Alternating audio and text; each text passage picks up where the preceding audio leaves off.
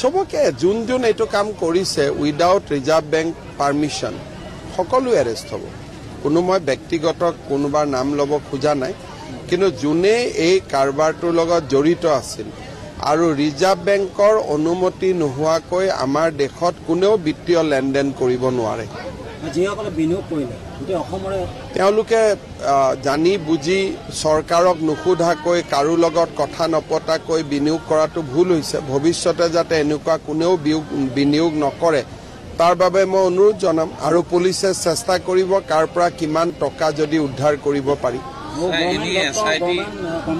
মোক ব্যক্তিগত নকৰিব আৰু কাৰোবাক SIT বুলি কথা নাই। CID এ কেছটো কৰি আছে, কৰি থাকিব। যদি আমাক কিবা স্পেচিয়েল মানুহৰ দৰকাৰ হয় তেতিয়া SIT হ'ব। গতিকে এইটো DGPয়ে সিদ্ধান্ত ল'ব। কালি ডিব্ৰুগড় আমাৰ পুলিচে আমাৰ বাইট দিছে যে অন্য ষ্টেটতো এইটো গোটেই অল অভাৰ ইণ্ডিয়াতে হয় আৰু আমি ভাৰত চৰকাৰকো আমি জনাইছো যে এনেকুৱা ঘটনা এটা চলি আছে। Thank you sir.